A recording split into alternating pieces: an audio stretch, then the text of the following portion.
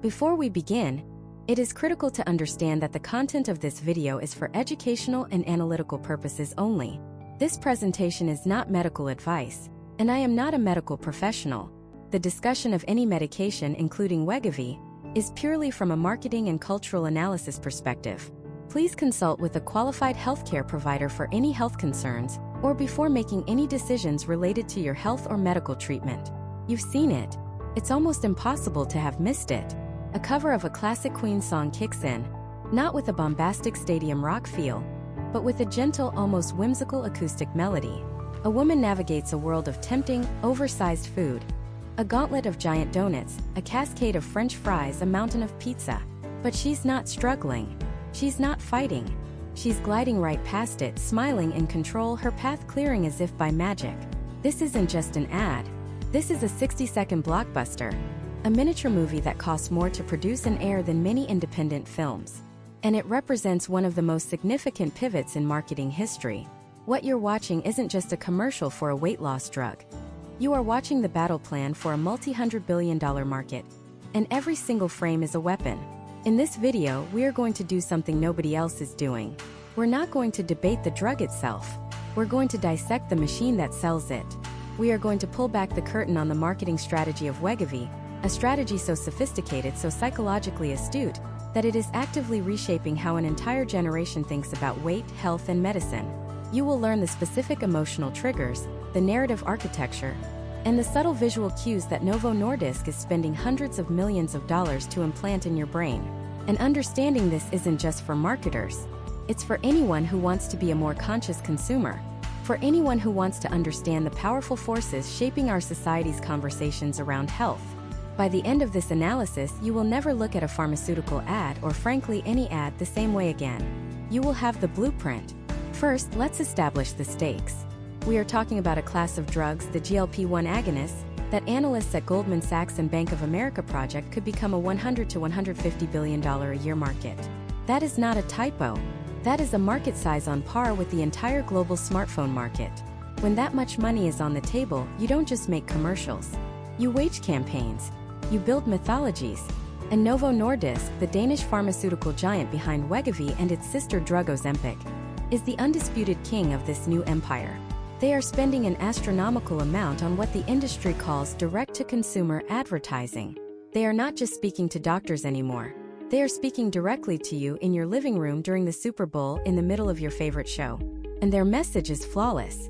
To understand why this new commercial is so revolutionary, you first have to understand the old playbook. For decades, how was weight loss sold to America? It was sold through shame. It was a story of failure. It was a montage of misery. You know exactly what I'm talking about. The before picture, always shot in grainy, poorly lit black and white. The person is slouched, sad, looking away from the camera. They are surrounded by the evidence of their supposed failure. Baggy clothes, a messy room. The narration speaks in terms of struggle, of battles lost, of feeling hopeless. Then comes the after picture. It's in vibrant color. The person is standing tall, beaming, wearing a fitted outfit, probably on a beach or a mountaintop. The message was brutally simple. Your life right now is the black and white photo. It is a failure. Buy our product and you can have the color photo. Your happiness is conditional. Your worth is measured in pounds. This formula, this shame-based marketing, sold billions of dollars worth of diet pills, gym memberships, and meal plans. It was effective because it preyed on insecurity, but it had a fatal flaw. It centered the conversation on the one thing people wanted to escape, the feeling of struggle and the number on the scale. Now watch the Wegovy ad again. What do you not see? There is no before picture.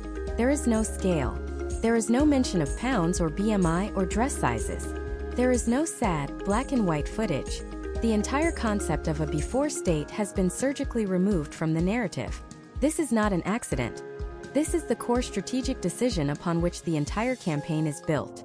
Wegovy is not selling you a transition from a bad life to a good life. It is selling you a good life, period. The protagonist of the commercial is already confident, already stylish, already moving through the world with a sense of purpose. The problem isn't her. The problem is the world around her. This fantastical, overwhelming landscape of food. The food is the enemy, the obstacle. She is the hero. This is a profound psychological shift. The old marketing model told you, You are the problem. Fix yourself. The new Wegovy model says, you are not the problem. Your underlying biology is the problem, and we have the tool to fix that. This instantly absolves the potential customer of all the shame and guilt that the old diet industry was built on. It reframes weight management not as a battle of willpower, but as the management of a chronic medical condition, just like high blood pressure or cholesterol. And who feels shame about taking blood pressure medication? Nobody. It's a responsible medical choice. By repositioning the product in this way, they have completely sidestepped the emotional baggage of the diet industry. They are not in the business of weight loss. They are in the business of obesity management. The language itself is a masterstroke of medicalization. It takes a deeply emotional, culturally loaded issue and turns it into a sterile clinical diagnosis that has a clear, prescribable solution. Look at the tagline they use. It's a new way to lose weight and keep it off. Simple, direct, but the magic is in the word way. It implies a new method, a new technology, a smarter path. It's not about trying harder. It's about trying different. It positions the drug as an innovation that makes the old methods, the calorie counting, the punishing workouts, the endless struggle obsolete. It's the marketing equivalent of selling a calculator to someone who has only ever used an abacus. Why would you keep doing it the hard way when a better tool exists? The entire commercial is an exercise in demonstrating this new way. The protagonist isn't actively resisting the giant donut. She's not gritting her teeth and fighting temptation. The path simply clears for her. The donut rolls away. The wall of French fries parts like the Red Sea. This is a visual metaphor for the drug's effect. The core promise of a GLP-1 drug is that it quiets the food noise in your brain. It reduces cravings and makes you feel full faster. The commercial doesn't tell you this with dry, clinical language. It shows you. It translates a neurochemical process into a beautiful, empowering visual fantasy. The woman isn't fighting her cravings because she doesn't have them. She is for the first time free from the struggle. And that is the product they are truly selling. Not weight loss. They are selling freedom. Freedom from the constant mental negotiation about food. Freedom from the guilt of indulgence. Freedom from the shame of a body that society has told you is wrong. That is an infinitely more powerful and emotionally resonant product to sell than just a smaller number on a scale. It's a promise to end a war that millions of people feel they have been fighting inside their own heads their entire lives.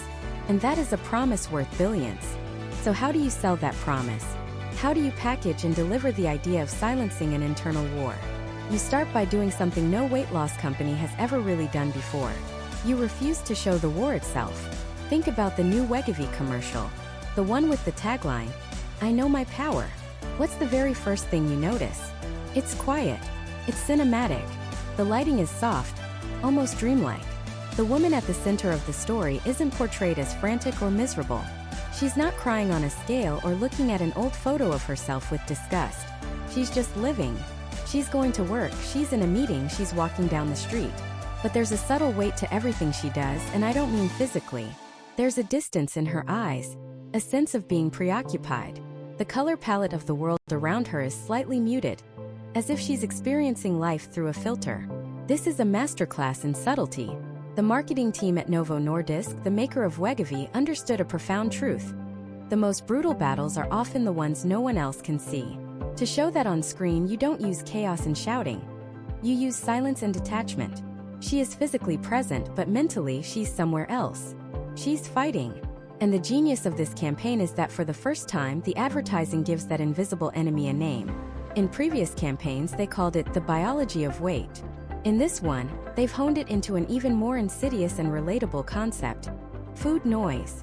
Let that sink in. Food noise. It's not gluttony. It's not a lack of willpower. It's not a moral failing. It's noise. An external, invasive, annoying force that you have no control over. It's the hum of a refrigerator you can't tune out. It's the neighbor's music blasting through the walls when you're trying to sleep. By creating this term, Wegovy's marketers have performed an act of psychological alchemy. They have taken an internal feeling of shame, guilt, and self-blame, the "it's my fault" monologue that millions of people live with, and they have externalized it. They have turned it into a villain. Now, the struggle is no longer you versus you. It's you versus the noise. Suddenly, the scenes in the commercial take on a whole new meaning. Look at the moment with the birthday cake in the office. The camera doesn't focus on the cake as a delicious temptation. It focuses on the woman's face. The world around her goes slightly out of focus.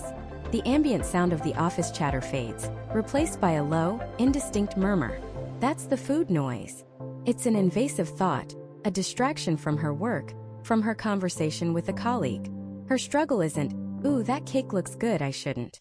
Her struggle is, "How do I make this intrusive thought go away so I can focus on my job?" The cake isn't the problem. The noise about the cake is the problem. This reframing is the single most important strategic decision in the entire campaign. For decades, the diet industry has operated on a foundation of shame. Before and after photos, testimonials about how miserable someone used to be. The implicit message was always, "You are failing. Your body is wrong. You are not enough. Buy our product and we will fix you." It was a model based on creating and then solving an insecurity.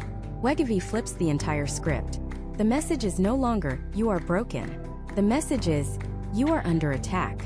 The commercial is not selling a fix for a flawed personality. It's selling a shield. It's selling a weapon. Wegovy isn't a diet pill. It's a pair of noise-canceling headphones for the war in your mind. This repositioning is revolutionary because it absolves the patient of guilt. It tells them, this thing you've been fighting, this constant obsession with food that you thought was a personal weakness, it's not your fault. It's a recognized, diagnosable medical symptom, and we have the medicine to treat it. This is a paradigm shift. It elevates the conversation from the weight loss aisle at the supermarket to the doctor's office. It takes the problem out of the realm of self-help and places it squarely into the world of medicine and biology. And in doing so, it removes the stigma. People don't feel shame for taking blood pressure medication. They don't feel guilty for using an asthma inhaler. The goal of this marketing is to make taking Wegovy feel just as normal, just as medically necessary. Let's look at another key scene. The woman, late at night, standing in front of her open refrigerator. This is a classic trope in media about weight struggles. But again, look at how it's framed. She isn't ravenously hungry.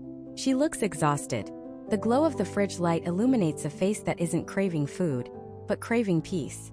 The food noise has followed her home. It's robbed her of a quiet evening. It's interrupted her rest.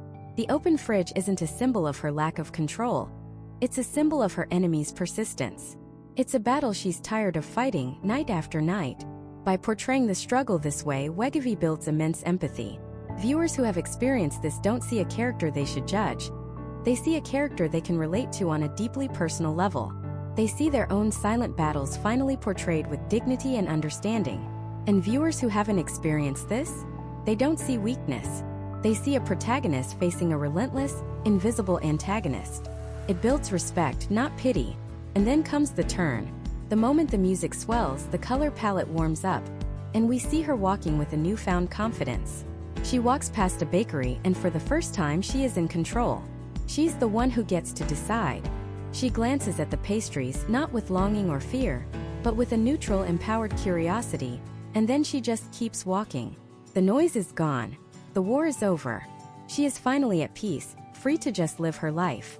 This is where the true power of the product promise is visualized. The benefit isn't just a smaller dress size.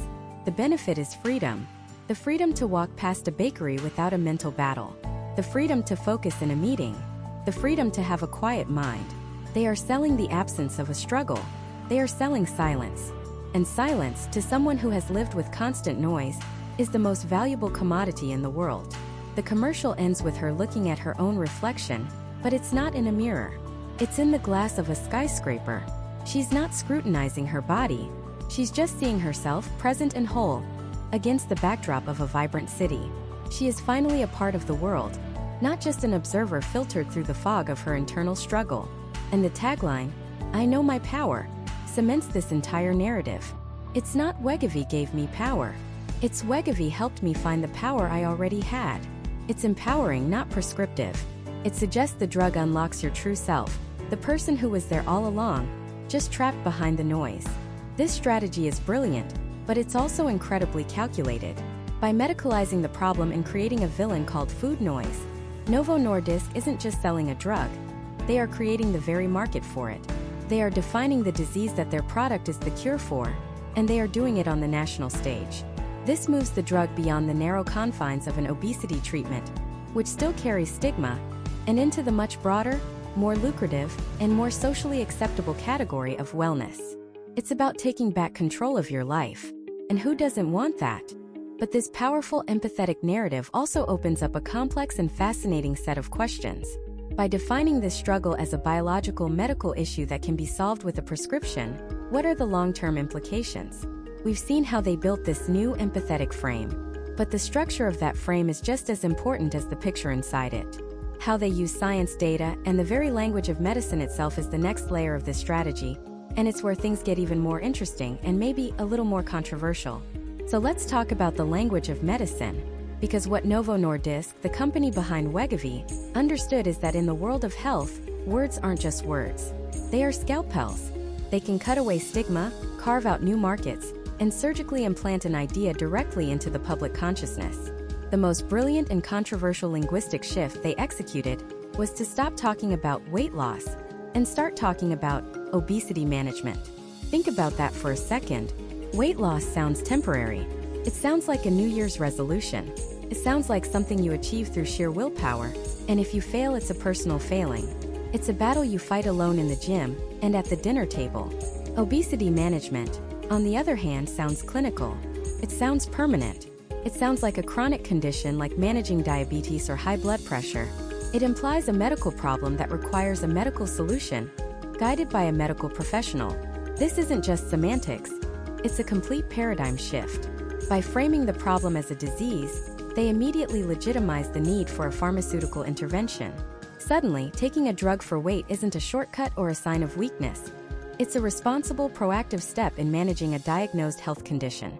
This reframing is the foundation upon which the entire Wegovy marketing empire is built. And they reinforce this foundation with a very specific, carefully chosen lexicon. You don't hear them use casual terms like slimming down or getting in shape. Instead, the commercials and their website are filled with phrases like chronic weight management, a BMI of 30 or greater, and weight-related medical problems. They name the drugs class, a GLP-1 receptor agonist. Most people have no idea what that means, but it sounds scientific. It sounds serious. It sounds like it was born in a laboratory, not a marketing meeting. This is what I call the white coat effect. By cloaking their product in the language of a physician, they borrow the inherent authority and trust we place in our doctors. You might be skeptical of a weight loss ad, but you're much less skeptical of a medical treatment. This medicalization then allows them to leverage the most powerful tool in their arsenal: data. Specifically, one killer statistic you've almost certainly heard. In a 68-week study, adults lost an average of 35 pounds, or 15% of their body weight. Let's break down why this single sentence is a masterclass in persuasion. First, it's specific. It's not lose a lot of weight. It's 35 pounds. The specificity makes it feel real, researched, and credible. Second, it's significant. 35 pounds is a life-changing amount of weight for many people. It's not just vanity pounds.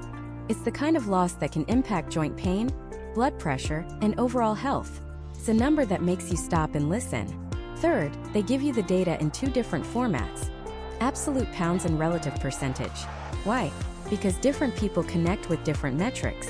Someone who weighs 300 pounds might not be impressed by 35 pounds, but 15% of your body weight translates to 45 pounds for them, which is a much more compelling number. Conversely, someone who weighs 220 pounds sees 35 pounds as a massive, almost unbelievable achievement. By providing both, they maximize the impact of their data across the widest possible audience. Now, here's the controversial part one mentioned. That 68-week study part is key. That's a year and 4 months.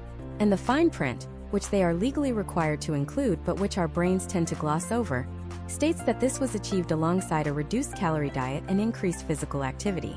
The marketing brilliantly centers the drug as the hero of the story, with diet and exercise as supporting characters.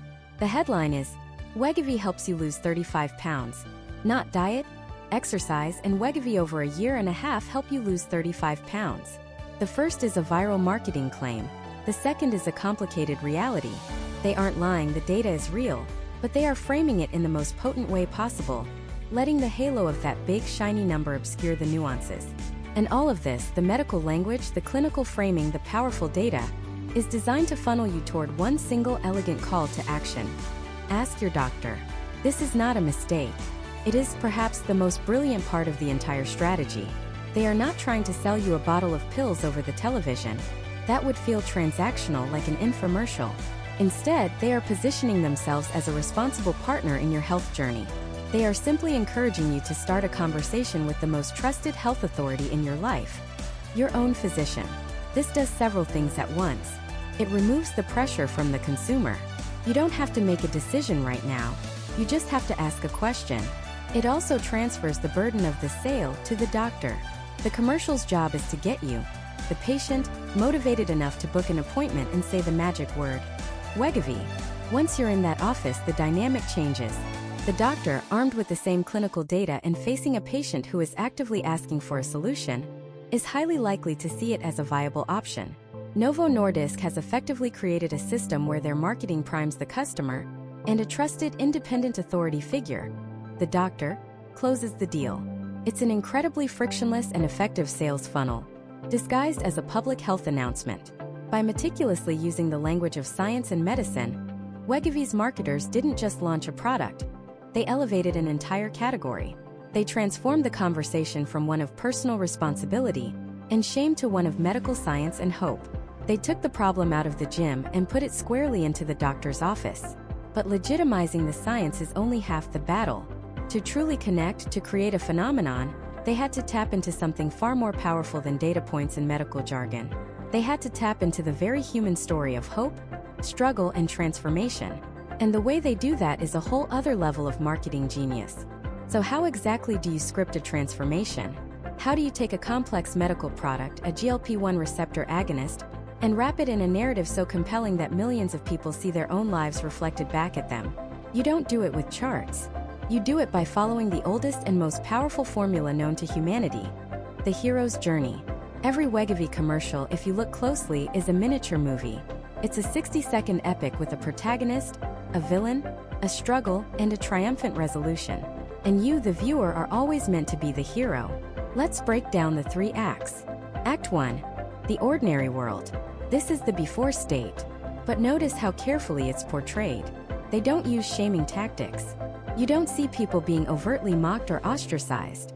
Instead, it's about the internal struggle, the quiet moments of frustration, the reflection in the mirror that doesn't match the person you feel like inside, the moment of hesitation before joining a group photo, the feeling of being on the sidelines of your own life. These scenes are masterfully crafted to evoke empathy, not pity. They're designed to make a huge portion of the audience nod and think, I know that feeling. It's the universal pain point of feeling stuck, of your body being an obstacle to the life you want to live. This isn't a story about being fat. It's a story about being trapped. Act 2. The call to adventure and the great struggle. In our story, the call to adventure isn't a wizard showing up at your door. It's the decision to take action, to talk to a doctor, to seek help. This is a critical turning point. The commercial frames this moment not as an admission of defeat, but as an act of empowerment. And then comes the struggle. But here's the most brilliant part of their entire strategy, the absolute core of their narrative genius. They had to define the villain. In every great story, the hero has to fight something. For decades, the villain in weight loss advertising was you. Your lack of willpower. Your poor choices. Your laziness. It was an internal battle that you were losing because you weren't trying hard enough. Novo Nordisk flipped the script entirely. They externalized the villain. The enemy is no longer you. The enemy is your biology. Listen to the language they use. Phrases like a biological basis, works with your body, fights the underlying biology. This is a seismic shift in marketing. They are performing a kind of psychological absolution for the viewer. They are looking you right in the eye and saying, it's not your fault. You've been fighting the wrong battle. You've been trying to win a war of willpower against an enemy of biology. And that's a fight you were never going to win alone. This single strategic decision does 3 incredibly powerful things. First, it completely removes the shame and guilt that have been associated with weight struggles for generations.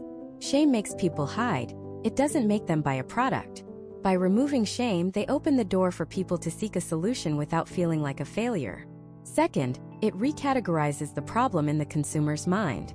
This is no longer a lifestyle issue. It's a medical condition. Just like you take medication for high blood pressure or diabetes, you can now take medication for this. It reframes the entire conversation from personal responsibility to medical treatment. This is crucial for justifying a premium price and the need for a prescription. It elevates the product from the world of diet fads to the world of serious medicine. And third, it creates the perfect enemy for their product to vanquish. Wegovy isn't just a weight loss drug. It's the weapon that helps you, the hero, finally defeat the biological monster you've been battling all along. It's the Excalibur that can finally be pulled from the stone. This brings us to Act 3, the transformation and the return. This is the after state. And just like the before state, it's not about the obvious. The payoff is never just a number on a scale. The scale is almost irrelevant. The real victory, the treasure the hero wins, is life itself. It's the ability to do the things the before version of them couldn't. They don't say, Wegovy helps you lose weight. They show a dad having the energy to coach his daughter's soccer team. They don't say, you'll feel more confident. They show a woman walking into a business meeting and commanding the room. They show someone trying on a jacket in a store and smiling at their reflection. Not with vanity, but with a sense of rediscovery, of finally feeling at home in their own skin. This is classic show don't tell storytelling. The weight loss is the mechanism, but the reward is emotional. It's connection, confidence, freedom, and participation. They are selling you back the life you feel you've been missing. This is infinitely more powerful than selling a list of side effects and clinical trial results. They are selling a feeling, a future, an alternate reality where you are the protagonist you were always meant to be. And the people in these stories are chosen with surgical precision. They are not Hollywood actors with chiseled physiques. They are relatable. They look like your neighbor, your coworker, your cousin. They are cast to be mirrors, not models. The goal is for the viewer to see themselves in that journey, to map their own frustrations onto the before scenes and their own aspirations onto the after scenes. The settings are equally universal. A family barbecue, an office, a walk in the park. These are the mundane arenas where the quiet dramas of our lives play out. By populating these familiar scenes with their narrative, they make the extraordinary transformation feel achievable and real. Think about the emotional arc they've just taken you on in 60 seconds. They started with the quiet frustration of your current reality. They identified a powerful, hidden enemy, your biology, and told you it's not your fault. Then they offered you a powerful tool to help you fight that enemy. And finally, they showed you the beautiful, vibrant life that's waiting for you on the other side of that battle. They've made you the hero of your own story and handed you the script for how to win. This isn't just an ad for a prescription drug. It's a masterclass in narrative persuasion. They've taken a complex scientific product and made it a simple, emotionally resonant story about human potential. But this masterful storytelling is only half the equation, because the specific words they choose, the phrases they repeat, are not accidental. They are precision-engineered psychological triggers designed to bypass your skepticism and speak directly to your desires. And when you dissect that language, you uncover the real secret to their persuasive power. Let's start with the very first word spoken in many of these ads. It's often a variation of the phrase, I knew it was time. Think about that for a second. I knew. Not I thought. Not I hoped. Not my doctor told me. I knew. This is the language of inevitability. It's a linguistic masterstroke because it frames the decision to seek help not as a moment of weakness or uncertainty, but as a moment of profound clarity and conviction. It suggests an internal epiphany, a turning point that was destined to happen. This language completely reframes the narrative. The character in the ad isn't a passive patient being told what to do. They are an active protagonist who has reached a critical conclusion on their own. This immediately creates a sense of empowerment. For the viewer at home who might be feeling lost or uncertain, this phrase offers a powerful suggestion. Your own moment of knowing is coming. It's not a question of if, but when. The ad isn't trying to convince you to make a decision. It's positioning itself as the answer you will inevitably arrive at once you have your own moment of clarity. It bypasses the debate and skips straight to the resolution. This is reinforced by the second pillar of their linguistic strategy, the language of agency. You'll notice the script is saturated with words that emphasize personal control and ownership. Phrases like taking back control, my journey, my health, and a plan that works for me. This is a radical departure from the weight loss advertising of the past, which was often built on a foundation of shame and external validation. Old ads would show people miserable before, and happy only after receiving the approval of others. They were victims of their circumstances until a product rescued them. Wegovy flips that script entirely. The language they use positions the individual as the hero of their own story. The drug isn't the hero, it's the tool. It's the co-pilot, not the pilot. This is crucial for overcoming the psychological barrier many people have against medication for weight management. There's a deep-seated American ideal of self-reliance, of pulling yourself up by your bootstraps. The idea of needing a pill can feel like a personal failure. But by framing it as taking control, the marketers turn that narrative on its head. Using Wegovy is no longer an admission of defeat. It's a proactive, strategic move made by someone who is in charge of their own destiny. It's like a CEO making a smart acquisition to strengthen their company. The company is their health, and the acquisition is Wegovy. This shift from shame to empowerment, from victimhood to agency, is arguably the most powerful linguistic choice they make. Look at the words they don't use. They almost never say diet. The word diet is loaded with negative connotations: restriction, deprivation, suffering, and temporary results. Instead, they use phrases like a reduced calorie meal plan, or along with diet and exercise. Notice the subtlety. It's always paired with exercise, softening its edge and framing it as part of a holistic, healthy lifestyle, not a punishing regimen. They're not selling you a diet, they're selling you a component of a comprehensive health strategy that you are in control of. Similarly, they don't focus on the word fat. It's a harsh, judgmental word. They talk about excess weight or managing weight. This is clinical, neutral language. It medicalizes the issue, removing the moral judgment and emotional baggage that society has attached to body size. This deliberate sanitization of the vocabulary makes the entire topic more approachable. It allows the viewer to engage with the message without feeling attacked or shamed, lowering their defensive walls and making them more receptive to the solution being offered. This brings us to the third and most aspirational pillar: the language of possibility. The ultimate goal of the commercial's script isn't to sell you on the process of losing weight. It's to sell you on the result of that process. But they do it in a very specific way. They don't just promise you'll look better in a swimsuit. That's the old way. The new way is to connect weight loss to a deeper, more meaningful life. The language is all about opening doors to new experiences. It's about the possibility of keeping up with your kids, of traveling without worry, of simply moving through the world with more ease. The script paints a picture not of a different body, but of a different life. The weight loss is merely the key. The real prize is the life it unlocks. They use words that evoke freedom, health, and vitality.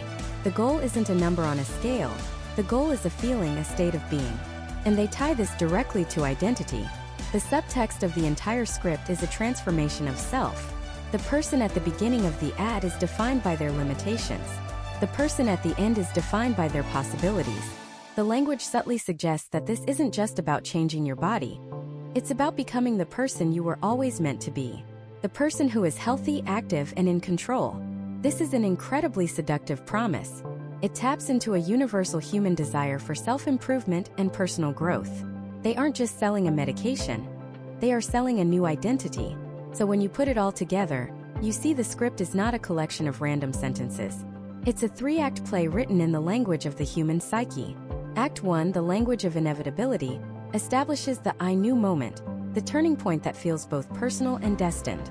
Act 2, the language of agency, empowers the viewer, making them the hero who is taking control with a powerful new tool. And Act 3, the language of possibility, presents the ultimate reward. Not just a smaller waistline, but a bigger, richer life and a transformed sense of self. Every single word is chosen to lower defenses, build trust, and ignite desire. It's a masterclass in persuasive communication, moving the conversation from the clinical reality of a weekly injection to the emotional dream of a better future. But these words, as powerful as they are, don't exist in a vacuum. They are carried on a current of sound, a carefully composed symphony designed to amplify their emotional impact. And that's where we find the next layer of an even more subtle, and perhaps more powerful form of persuasion. It's the auditory architecture of the commercial. Think about it. When was the last time you watched a major commercial on mute and felt its full impact? Almost never. Because sound isn't just a background element. It's the invisible hand guiding your emotional response. Let's start with the most obvious component: the music. The track chosen for the Wegovy ad isn't a chart-topping hit. It's not meant to be. A famous song comes with its own baggage, its own memories and associations for the listener. That's too risky. Instead, they use something far more strategic, a piece of meticulously engineered, emotionally ambiguous instrumental music. It typically starts with a simple, repeating piano motif, just a few notes. It's gentle, questioning, almost hesitant. This mirrors the presumed state of the viewer, someone contemplating a change, feeling uncertain. The piano is a profoundly effective instrument for this. It can feel intimate, personal, like a thought forming in your own mind. It's not a full orchestra blasting you with a command. It's a quiet suggestion, an invitation. As the characters in the commercial begin their journey, as they take those first steps, the music begins to swell. Strings are introduced. Violas and cellos add a layer of warmth, of richness. This isn't the sharp, dramatic sound of a thriller. It's the long, soaring notes of resolution and hope. The harmony is consistently in a major key, the musical equivalent of a sunny day. There are no dissonant chords, no moments of tension that aren't immediately resolved. The entire musical piece is a narrative arc in itself. It starts with contemplation, builds through gentle effort, and climaxes in a warm, satisfying crescendo of accomplishment, precisely as the on-screen characters are shown succeeding. It's telling you the story's ending before you've even finished watching it. The music is a spoiler for your own success. It's designed to be what psychologists call effective forecasting, helping you pre-feel the positive emotions of achieving your weight loss goals. You feel the relief, the pride, the quiet joy, all because the music is injecting those feelings directly into your nervous system. It bypasses the cynical, logical part of your brain and speaks directly to the emotional core. But the music is only one layer. Beneath it is something even more subtle, the sound design. If you were to strip the music away, you would notice that the world of the Wegovy commercial sounds perfect. Too perfect. The footsteps of the protagonist walking down the street don't sound like the scuffing, uneven sounds of a real city sidewalk. They are crisp, clear, and rhythmic. They have a purpose. The sound of a jacket being zipped isn't a fumbling metallic scrape. It's a clean, satisfying shink. The click of a car door, the rustle of papers in an office, the distant, ambient sound of children laughing in a park. Every single sound effect is what's known in the industry as sweetened. They are recorded and mixed to be an idealized version of reality. This is an incredibly powerful psychological trick. We are constantly filtering out the harsh, unpleasant noises of the real world. The car horns, the distant sirens, the grating sound of construction. The commercial removes all of this auditory friction. It presents a world that is sonically pleasing. A world without annoyance, without chaos. This clean soundscape does two things. First, it makes the world on screen feel serene and attainable. It's a fantasy, but a grounded one. Sounds real, just better. Second, it creates a subtle subconscious association. The clean, controlled, pleasant sounds of the environment become linked with the product itself. The message is, Wegovy doesn't just help you change your body. It helps you move into a calmer, more orderly, more pleasant version of the world. A world where things just work. It's the ASMR of pharmaceutical advertising. Every sound is designed to be satisfying, to give your brain a tiny hit of dopamine, reinforcing the overall positive feeling of the ad. Now let's layer on the final and most direct piece of the auditory puzzle, the voiceover. The choice of narrator is never an accident. Notice the voice is almost always female for a start. Decades of advertising research have shown that, for topics related to health, wellness, and personal care, a female voice is often perceived by a broad audience as more trustworthy, empathetic, and less threatening than a male voice. But it's not just the gender. It's the specific timbre and delivery. The voice is warm, but not overly emotional. It's clear and confident, but not condescending. The pacing is deliberate. She speaks slowly with calculated pauses, allowing key phrases to land and resonate. Compare this to the rapid-fire, high-energy voiceover of a car commercial, or the urgent, shouting voice of a retail sales ad. The Wegovy narrator isn't trying to rush you into a decision. The slow, measured cadence conveys a sense of calm authority. It's the voice of a trusted healthcare professional, a knowledgeable friend, or a supportive guide. It's designed to build a parasocial relationship of trust within 60 seconds. The narrator never sounds like a salesperson. She sounds like a partner in your health journey. This is crucial. The product is a serious medical treatment, and the message needs to be delivered with the appropriate gravity, but without inducing fear. The tone strikes a perfect balance. It's serious enough to be credible, but gentle enough to be reassuring. When she gets to the legally required list of side effects, the part that could easily scare a potential user away, notice how the tone barely changes. It remains calm and steady. The background music might even swell slightly in a positive way during the list of negative side effects, a classic technique of emotional countermessaging. The pleasant music works to neutralize the fear-inducing words being spoken. The calm delivery of the narrator frames these potential risks not as terrifying threats, but as manageable information. It's a masterful performance of tonal control. So you see, what you're hearing is not just an ad with some background music. It is a three-layered sonic tapestry, woven together to manipulate your emotional state. The music provides the broad, foundational feeling of hope and progress. The sweetened sound design creates an idealized, desirable reality that you subconsciously want to inhabit. And the carefully calibrated voiceover acts as your trusted guide, building credibility and calming your fears. This entire sonic landscape is built to make you feel the solution before you even fully understand it. But feelings are fleeting. To make the message stick, to make you actually pick up the phone and talk to your doctor, they need to engage your logical brain as well. And they do that with a script so meticulously crafted. Every single word is a weapon of influence. The true genius isn't just in what they say. It's in what they deliberately choose not to say. The true genius isn't just in what they say. It's in what they deliberately choose not to say.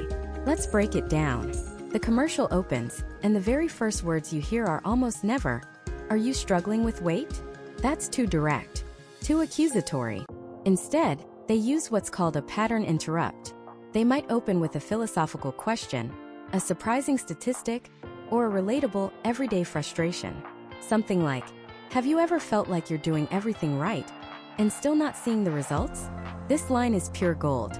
It does three things in 9 words. First, it bypasses your cynical ad shield, because it sounds like a genuine question from a friend. Second, it validates your struggle. It says, "We see you. We know you're trying." And third, it implants the core theme of the entire campaign. That the problem isn't your effort, it's something else. Something hidden. From there, the script begins its masterclass in what I call vague specificity. Listen closely to the language they use. You'll hear phrases like a chronic disease, underlying biology, and targets the source. These words sound scientific, authoritative, and precise. They give the impression of a deeply understood medical mechanism. But what do they actually mean to a layperson? Almost nothing. And that's the point. They're not trying to give you a biology lesson. They're not going to mention glucagon-like peptide 1 receptors in a 60-second spot. That would be confusing, boring, and it would give your logical brain something to question or research. Instead, they give you the feeling of science, the aura of medical legitimacy. Underlying biology is a brilliant, empty container. You, the viewer, fill it with your own personal struggles, your cravings, your slow metabolism, your family history. The ad lets you define the enemy, and then it presents Wegovy as the specific hero designed to fight it. This is where they address the single biggest emotional barrier for their audience: shame. For decades, the diet and wellness industry has been built on a foundation of willpower and personal responsibility. If you failed, it was because you didn't try hard enough. You lacked discipline. You were the problem. This messaging has created a deep well of guilt and self-blame in millions of people. Wegovy's scriptwriters understand this better than anyone. They don't just ignore this shame. They surgically remove it. The script performs a psychological sleight of hand. It reframes the entire struggle. Listen to the narrative they build. It's never, "You couldn't stick to your diet." It's, "For some, diet and exercise are not enough." It's not, "You lack willpower." It's, "You may be battling a biological reality." They literally tell you, it's not your fault. They are lifting a 10-ton weight of guilt off your shoulders. This is an emotional earthquake. For someone who has spent years or even decades blaming themselves, hearing a message that exonerates them is profoundly powerful. It's not just a sales pitch, it's a form of absolution. And when a brand offers you that kind of emotional release, you don't just see them as a product. You see them as a savior. The script doesn't just remove the old villain, your supposed lack of willpower. It introduces a new one, your own body. They personify your biology as an antagonist. It's a fight, a battle. Your body is working against you. This is a classic storytelling technique. Every great story needs a villain. And by making the villain an internal biological force, they accomplish 2 things. First, it makes the problem feel insurmountable on your own. You can't out-discipline your own hormones, right? You need a powerful ally. You need a weapon. And guess what they're selling? Second, it fosters a sense of shared struggle. You're not alone in your fight. You're part of a massive group of people whose biology is a bit of a traitor. Once they've established the problem and removed the shame, they pivot to the solution, but they don't sell the solution with data points. They sell it with emotion. The script will feature what look like ordinary people, but their dialogue is anything but ordinary. It's meticulously crafted. You'll never hear someone in a Wegovy ad say, "I lost 15% of my body weight over a 68-week period in a clinical trial." That's a fact. Facts are for pamphlets. Commercials are for feelings. Instead, you'll hear a woman say, "I can finally tie my own shoes without losing my breath." Or a man saying, "I have the energy to play with my grandkids again." This is the benefit of the benefit. The benefit is weight loss. The benefit of the benefit is life. It's connection. It's freedom. It's dignity. The script doesn't sell a smaller number on a scale. It sells the return of a life that was stolen from you. Stolen by that villain, your biology. Each line of dialogue is a miniature story of resurrection. "I feel like myself again." That one line is worth $1 billion in clinical data, because it speaks to a universal human desire. The desire to return to a version of ourselves we liked better. And now we come to the trickiest part of the script. The part every pharmaceutical company has to navigate. The dreaded list of side effects. The FDA mandates this. You have to tell people about the potential for nausea, diarrhea, pancreatitis, and even thyroid C-cell tumors. So how do you deliver terrifying news without completely destroying the beautiful, aspirational world you've just spent 45 seconds building? You execute a tone sandwich. The script is structured to cushion the bad news. Just before the side effects are listed, the emotional arc of the ad is at its absolute peak. You're seeing the happy people, hearing the uplifting music, feeling the hope. You're emotionally invested. Then the switch happens. A new voice comes in, often a different narrator. The pace of the speech accelerates dramatically. The tone is calm, neutral, and monotonous. The list begins. Common side effects may include nausea, diarrhea, vomiting. The words are scary, but the delivery is intentionally boring. It's designed to be non-threatening. Your brain is still processing the emotional high from the previous scene while this rapid-fire, low-energy list of medical terms washes over you. They're not hiding the information legally. They're just presenting it in a way that minimizes its emotional impact.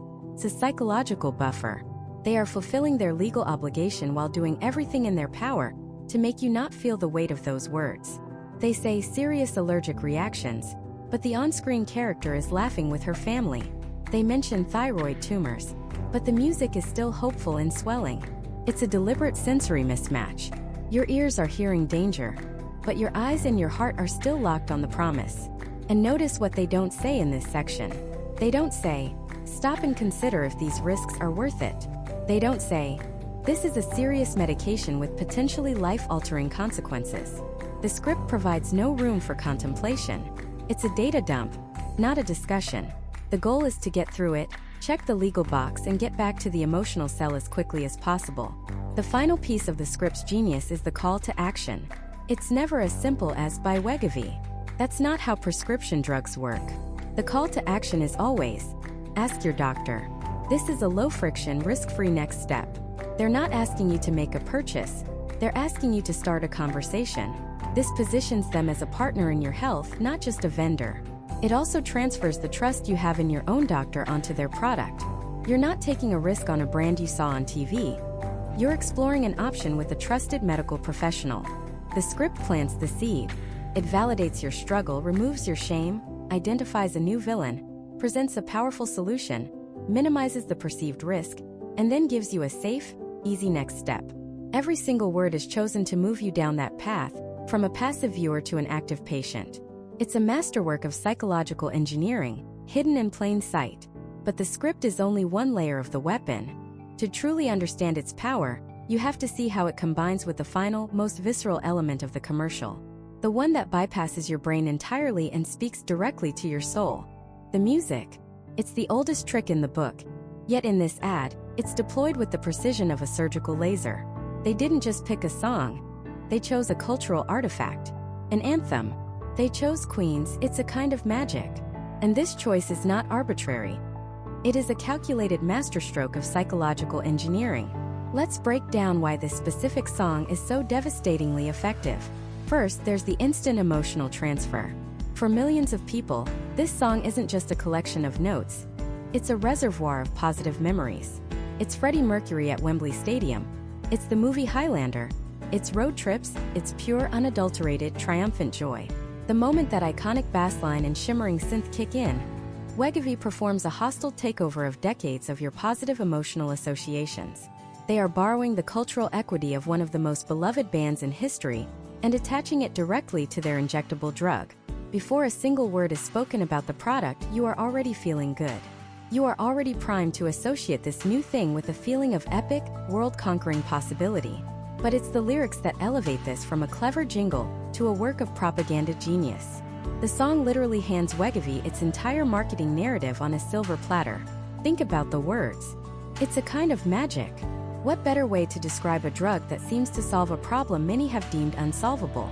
It bypasses the complex, messy science of GLP-1 agonists and replaces it with a simple, aspirational, and deeply human concept: magic. It's not about metabolic pathways, it's about a spell.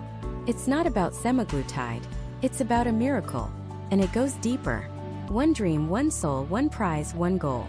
This perfectly mirrors the single-minded focus of someone on a weight loss journey. It validates the intensity of their desire. It's not just about losing a few pounds. It's a quest. It's the one prize. Then comes the killer line, the one that speaks directly to the heart of the struggle. This rage that lasts 1,000 years will soon be done. For anyone who has fought a long, painful, seemingly endless battle with their weight, that line is a lightning bolt. It's not just a lyric, it's a prophecy. It's a promise of liberation. The rage, the frustration, the self-loathing, the feeling of being trapped will be over. The song is doing all the emotional heavy lifting, articulating the customer's deepest pain, and then immediately offering a magical solution. This is the central trick. The music creates what we can call an emotional smokescreen. It's so powerful, so uplifting, so intoxicatingly optimistic, that it distracts from the cold, hard reality of what's being sold. This is a serious prescription medication with a long list of potentially severe side effects. But you're not thinking about that. You're thinking about Freddie Mercury. You're feeling the crescendo. You're caught up in the fantasy. The sound design of the entire commercial is built around this musical reveal. Notice the beginning. Before the song starts, the world is sonically muffled. We hear the dull, oppressive beep of the alarm clock, the sound of a weary sigh. The ambient noise is flat, lifeless. It's the auditory equivalent of depression. It's the sound of being stuck, of life being experienced through a thick pane of glass. Then the moment our protagonist makes the choice, the moment she steps into her power, the music doesn't just start, it explodes. It shatters the glass. Suddenly the world is in high fidelity. The sound is crisp, vibrant. The muffled drone is replaced by a rock anthem. This transition is not subtle. It's a declaration. Taking this drug isn't just a medical choice. It's the moment your life goes from mono to stereo. This is a classic case of what psychologists call affective conditioning. The goal is to forge an unbreakable bond between the product and a powerful emotion. By pairing Wegovy with the euphoric rush of, "It's a kind of magic," the marketers are attempting to write that emotion directly into your neural pathways. So when you think of Wegovy, you don't first think of needles or side effects. You get a faint phantom echo of that soaring guitar solo. You feel a glimmer of that magic. Music is processed in the limbic system, the primal emotional core of our brain. It bypasses the rational prefrontal cortex. Novo Nordisk knows this. They know that a feeling is infinitely more persuasive than a fact. A feeling can't be argued with. A feeling doesn't read the fine print. And this brings us to the most cynical and brilliant part of this entire audio strategy: the juxtaposition. The commercial reaches its emotional peak. The music is swelling. You're feeling invincible. And then what happens? A narrator, speaking at the speed of light, rattles off the litany of terrifying side effects. Inflammation of your pancreas, gallbladder problems, kidney problems, serious allergic reactions, thyroid tumors, or a type of thyroid cancer called medullary thyroid carcinoma. Normally, this would be a record scratch moment, a dose of harsh reality that kills the mood. But here it barely registers. Why? Because the music is functioning as emotional anesthesia. The sheer joy and volume of the Queen track are designed to overwhelm and neutralize the fear signals being sent by the legally mandated warning. It's a sonic war for your attention, and your rational brain doesn't stand a chance against Freddie Mercury. The positive emotion of the music acts as a shield, deflecting the negative information. You hear the words, but you don't feel them. The danger is presented as an afterthought, a bit of boring legal text you have to sit through before the song comes back. It's an auditory illusion, making a list of potentially life-threatening conditions sound as mundane as the terms and conditions on a software update. So, the music isn't just background. It's the main event. It's the delivery mechanism for the entire message. It reframes a complex, risky medical intervention as a simple, magical, and triumphant life choice. It provides the emotional narrative, the core metaphor, and the psychological defense against the scary facts. It's a masterclass in weaponized nostalgia. The song is the magic trick that distracts you while the company slips the product into your subconscious. It is, without a doubt, the single most powerful element of the entire commercial. But this perfect harmony of script and sound is still only 2/3 of the equation. To truly lock you in, to make the message inescapable, they have to control what you see. They have to guide your eye and, in doing so, guide your interpretation of everything. The final piece of the puzzle isn't just the images they show you, but the way they are filmed, the very language of the camera itself. This language is a set of rules and techniques developed over a century of cinema, designed to make you feel a specific way without you even realizing it. And in this Wegovy commercial, it's the invisible engine driving the entire emotional narrative. Let's start at the beginning of the ad, in the before state. Notice how the camera behaves. It's almost always static, locked down on a tripod. The shots are stable, unmoving. This isn't a lazy choice. It's a deliberate one. A static camera mirrors a static life, creates a sense of being stuck, of inertia. The character is in a rut, and the camera is in a rut right along with her. Then look at the framing. The shots are tight. We're often in a medium shot or a close-up. The character is boxed in by the edges of the screen. There's very little breathing room. This creates a subtle, subconscious feeling of claustrophobia. She's trapped in her home, trapped in her routine, and the camera traps her inside the frame. We, the viewers, are made to feel this confinement with her. The world of the commercial feels small because her world feels small. There are no sweeping vistas or wide-open spaces. It's just her, in her environment, framed to feel enclosed. The camera angle is also critical. In these early scenes, the camera is almost always at eye level, or even slightly above, looking down on her. An eye-level shot is neutral. It puts us on the same plane as the subject. It's the perspective of an observer, not a participant. A slightly high angle, however, has the effect of diminishing the subject. It makes them seem smaller, more vulnerable, a little powerless. We are literally looking down on her situation, reinforcing the idea that this is a state to be escaped from. She is not yet the hero of her own story. She is the subject of a problem. And pay attention to the focus. The depth of field is often very shallow. This means that while she is in sharp focus, the background behind her is a soft, indistinct blur. Visually, this isolates her from her environment. It's a powerful metaphor for disconnection. She isn't engaging with the world, so the world is rendered as an unimportant, out-of-focus backdrop. Her internal state of isolation is projected onto the screen through the lens itself. Static, tight, high-angled, and isolated. This is the visual grammar of the problem. They have meticulously constructed a visual prison before they ever offer you the key. But then the shift happens. The decision is made. And what's the first thing that changes? The camera moves. For the first time, we might see a slow, deliberate push-in on her face as she has a moment of realization. Or perhaps a gentle pan as she looks out a window. This introduction of movement is seismic. It's the visual signal that the story is now in motion. The stasis is broken. The character is taking a step, and the camera is finally taking a step with her. This is the transition. This is the moment the problem begins to become the solution. From this point forward, the entire language of the camera is inverted. Welcome to the after state, the world of liberation. Suddenly, the static lockdown shots are gone. They are replaced with fluid, graceful camera movements. We see dolly shots, where the camera glides smoothly alongside her as she walks with newfound confidence. We see crane shots that start on her face and then soar upwards, revealing the world around her, a world that is now hers to embrace. This movement creates a feeling of freedom, of dynamism, of effortless forward momentum. She is no longer stuck. She is flowing through life, and the camera's balletic movements make us feel that flow. The framing expands dramatically. The tight, claustrophobic close-ups are replaced with glorious wide shots. We see her in the context of a larger world. A bustling city street, a beautiful park, a gathering of friends.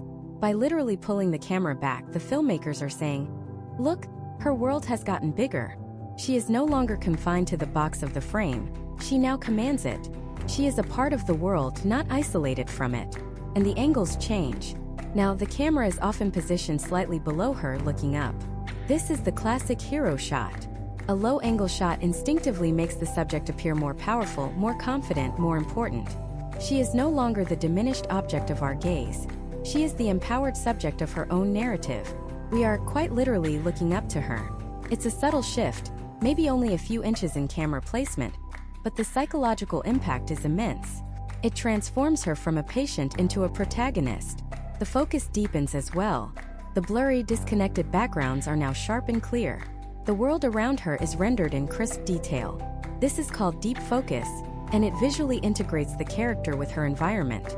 She is present, she is connected, she is participating in the vibrant life that was once a blur. You'll also notice the classic signifiers of cinematic optimism. Lens flares that catch the sun, casting a warm, hopeful glow. The lighting shifts to golden hour, that time just after sunrise or before sunset that makes everything look beautiful and magical. It's the visual equivalent of a new dawn. None of this is accidental. Every single choice, every pan, every dolly, every wide shot, every low angle is a calculated decision designed to manipulate your emotional state. They build a visual prison of confinement and then a visual paradise of freedom. They don't just tell you about the transformation. They make you feel it through the very mechanics of filmmaking. You may not consciously think, "Oh, that crane shot signifies her expanded horizons," but you feel it. You feel the uplift. You feel the release. You feel the triumph.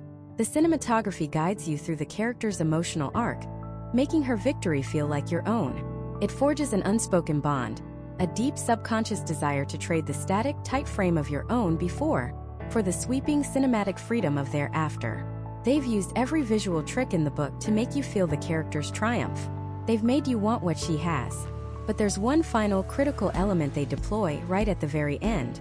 The part where this beautiful cinematic illusion meets the harsh reality of a pharmaceutical product. And that's where the most sophisticated marketing of all takes place. It's the mandatory, unskippable fine print of the pharmaceutical world. Every single drug ad in the United States has to do it. They have to list the major potential side effects, the contraindications, the warnings. For most products, this is the moment the commercial dies. It's the buzzkill, the cold splash of water after the warm, fuzzy dream. But for Novo Nordisk and their marketing team, this isn't a bug. It's a feature. They have perfected the art of what I call the disclaimer dance. Think about the transition. The beautiful sweeping score of the ad, the one that's been building our emotions, suddenly cuts out. The cinematic visuals vanish. We're left with a stark, often white or blue screen filled with text. And a new narrator begins to speak. This narrator's voice is completely different from the tone of the ad. It's faster. It's clinical. It's emotionally neutral. This is a deliberate and brilliant psychological maneuver. It creates a cognitive partition in our minds. Over here in this box is the beautiful story, the feeling of freedom, the aspirational journey. And over here in this other completely separate box is the boring legal stuff. By making the transition so jarring, they signal to our brains that these two things are not connected. The feeling of the ad is allowed to persist, untainted by the facts of the drug. Then comes the information itself. The narrator begins a rapid-fire recitation of potential medical horrors. Wegovy may cause serious side effects, including possible thyroid tumors, including cancer, pancreatitis, gallbladder problems, kidney problems, serious allergic reactions, increased heart rate. The list goes on. Nausea, diarrhea, vomiting, constipation. The words themselves are terrifying. If a friend sat you down and said, "I'm thinking of trying something, but it might give me thyroid cancer or inflammation of the pancreas," you'd probably tell them to run in the other direction. But that's not how we process it in the ad. The speed is key. It's a classic information overload technique. The human brain can only process so much information at once, especially when it's delivered orally at high speed. You don't actually hear and consider pancreatitis. You just hear a blur of medical-sounding syllables. It becomes background noise. The goal isn't for you to comprehend the risks. The goal is to fulfill the legal obligation of stating them. They are weaponizing compliance. They are checking a box required by the FDA. but they're doing it in a way that is precision engineered to minimize emotional impact and true comprehension. And pay attention to the voice. It's always calm, professional, and reassuring. It's never panicked. This creates a powerful cognitive dissonance. The words say danger, but the tone says this is routine, this is normal. And in a battle between what we hear and how we hear it, the tone almost always wins. It's a subtle form of gaslighting. Your brain thinks, well, he doesn't sound worried, so maybe thyroid tumors aren't that big of a deal. It must be a rare edge case thing. The calm delivery neutralizes the terrifying content of the message. After this medical blitzkrieg, just as you're feeling overwhelmed and a little confused, they hit you with the final masterful stroke. The call to action. What is it? It's never go buy Wegovy. It's never decide if Wegovy is right for you. It is always, without fail, ask your healthcare provider. This is the single most important sentence in the entire commercial. Performs a magic trick. It completely absolves you, the viewer, of the burden of the decision. You don't have to weigh the risk of pancreatitis against your desire to lose weight. You don't have to understand what any of those side effects really mean. All that complex, scary stuff? You just outsourced it. Your only job is to perform one simple, low-stakes action. Ask a question. And who are you asking? Your doctor. A trusted authority figure who you believe has your best interests at heart. This reframes the entire proposition. It's no longer a risky consumer choice. It's a responsible, proactive conversation about your health. It lowers the barrier to entry to almost zero. Asking a question is easy. Making a life-altering medical decision is hard. They've successfully swapped one for the other. And then the final frame. The ad never ever ends on the screen full of warnings. After the narrator says, ask your healthcare provider. Where does the camera go? Right back to our protagonist smiling, living her best life. Or it cuts to the sleek, modern Wegovy logo. This is a principle known as the peak end rule. Psychological studies show that we don't remember experiences based on the average of every moment. We remember them based on the emotional peak and the very end. By sandwiching the negative information in the middle and ending on a powerfully positive, aspirational image, they ensure the final lingering feeling is one of hope, desire, and possibility, not fear. The bad stuff gets lost in the middle, and the beautiful ending is what sticks in your memory. So let's zoom out and look at the whole picture. This isn't just a commercial. It's a multi-stage psychological rocket designed to launch a single idea into your consciousness. That Wegovy is the key to unlocking the life you're supposed to be living. First, they identified a deep universal human pain point, the feeling of being trapped, of watching life from the sidelines, and completely divorced it from the medical language of obesity. Then they wrapped the solution in a powerful mythological narrative of a hero's journey, making a weight loss drug feel like a quest for self-discovery. They used the language of elite cinema, gorgeous visuals, a soaring score, artful symbolism, to bypass our logical filters and speak directly to our subconscious desires. They sold us an identity, a future version of ourselves, and simply positioned the drug as the bridge to get there.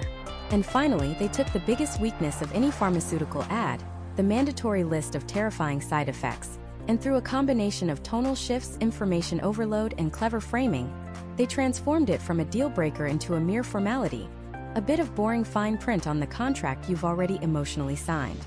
The result of this strategy isn't just a successful ad, it's a culture-shifting phenomenon. This marketing is so effective that it has fundamentally altered the conversation around weight loss in America. It has created unprecedented, consumer-driven demand, leading to massive shortages and turning brand names like Wegovy and Ozempic into household words, celebrity gossip fodder, and social media trends. It's blurring the line between a treatment for a serious medical condition and a lifestyle enhancement product, positioning it alongside things like Peloton or luxury skincare. It's a drug, but it's being marketed with the aspirational branding of a company like Apple or Nike. And that is the ultimate triumph of this marketing strategy.